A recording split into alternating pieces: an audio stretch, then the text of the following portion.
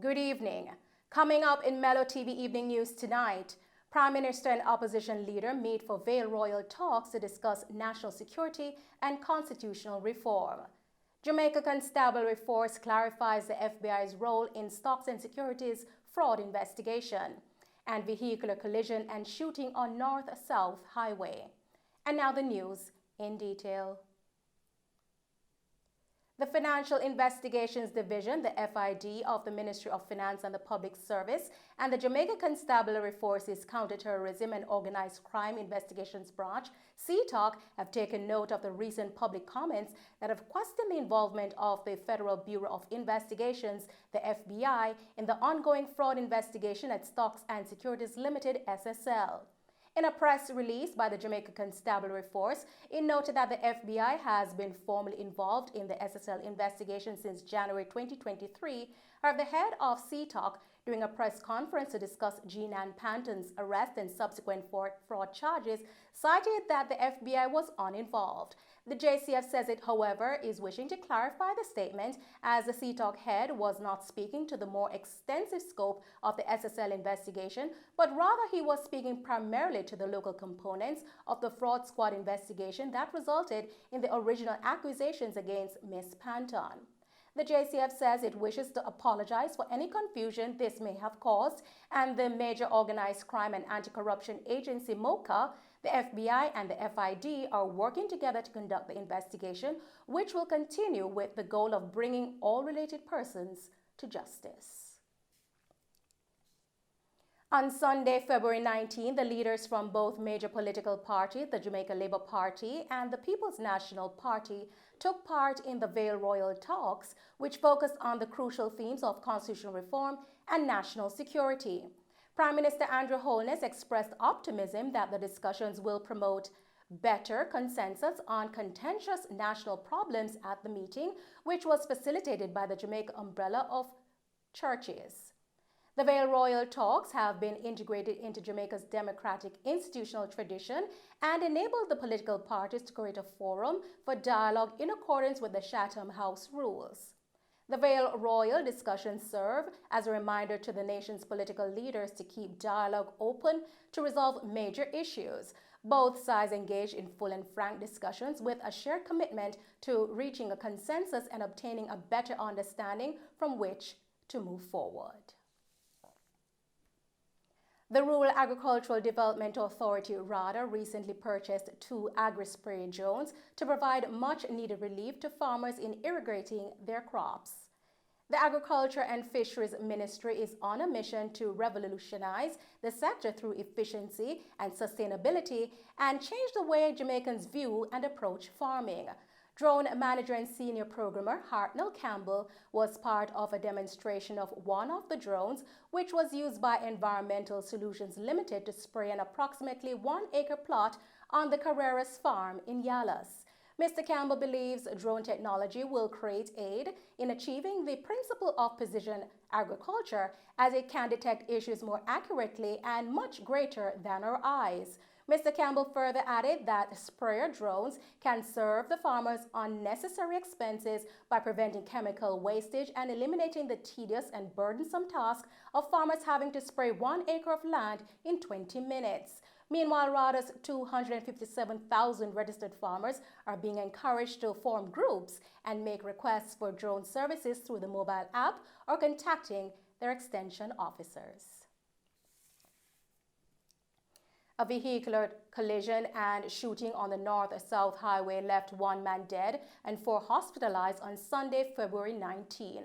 Reports are that about 5:40 p.m., 5 persons were traveling in a Nissan Sylphy motorcar from an event in St. Ann when, on reaching a section of Ocho Rios, they were intercepted by 3 vehicles whose occupants opened gunfire on them before escaping in the area. The driver, who sustained injuries, drove off in search of medical attention and lost control of the vehicle in the vicinity of Caymanas Gardens in St. Catherine, which crashed into a ravine. The police was contacted and the occupants of the car were assisted to the hospital where they were admitted. A man known only as Dada of a Greenwich Farm Kingston 13 address succumbed to his injuries. Investigations are ongoing. In the meantime, the Grand Spend police are searching for the motorcyclist who shot and injured a police officer over the weekend. The incident took place just meters away from the Grand Spend police station. Reports are that the officer was conducting a routine traffic stop when he signaled a motorcyclist to stop. Shots were heard a few minutes after, and it was discovered that the motorcyclist not only ignored the warning of the policeman, but also pulled a firearm and opened fire, hitting the officer. The gunman then left the area. An Ananda alert has been activated for 12-year-old Shanae Brady of Heartland Estate, Prairie St. Anne, who has been missing since Sunday, February 19. She's of brown complexion, medium build, and about 168 centimeters or 5 feet 6 inches tall. Reports are that about 8:10 p.m. Shanae was last seen at home, dressed in a blue jean shorts, pink blouse, and a pair of white Tommy Hilfiger slippers. Efforts to contact her have been futile. Anyone knowing the whereabouts of Shanae Brady is asked to contact the St. Anne's Bay Police at 876-972-2231, Police 119 emergency number, or the nearest police station. According to the Hanover Police, the end of March is the target completion date for the renovation of the former electoral building into the brand new police station. Hanover's commanding officer in charge, Superintendent Sharon Beeput, has stated that she anticipates the building to be finished with renovations by the first quarter. The project's leader, Superintendent Beeput, has also stated that the Hanover Police Department is responsible for the facility, not the Ministry of National Security. More than 20 officers are anticipated to be stationed in the new police station, and they will be responsible for patrolling the Hopewell community and its surrounding communities. The new police station is expected to serve communities like Hopewell, Macquarie, Bamboo, Lookout, Blackgate, Woodland, Hartford Hill, Great River, Haddington, Old Penn, Rejoin, and Camp Road.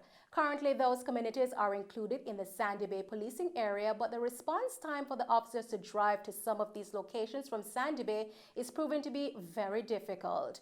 As the Hanover Municipal Corporation turned over the lease contractor to the police late last year, the renovation work on the building began in January 2023. The police say that this early stage of the project, they are unable to provide a cost estimate. Students at the University of the West Indies, Mona, staged a protest late last night to voice their concerns over an incident during a sporting event. A licensed firearm holder is accused of assaulting a student, and the incident is said to have been motivated by a discrepancy with a race. The police were called in and the campus to defuse the protest, which was reportedly led by students from Chancellor Hall and Mary C. Cole Halls of residence at the UWI. The police were also called in to arrest the person in possession of the firearm. An unknown resident advisor and Dr. Nadine Spence, manager for Mary C. Cole Hall Student Services and Development, were both targeted for removal as a result. Following today's meeting between the university representatives and students, it was agreed that the students will postpone plans for future protests regarding the matter. We have to stay informed of the latest cyber threats and keep our identities, information, and passwords safe.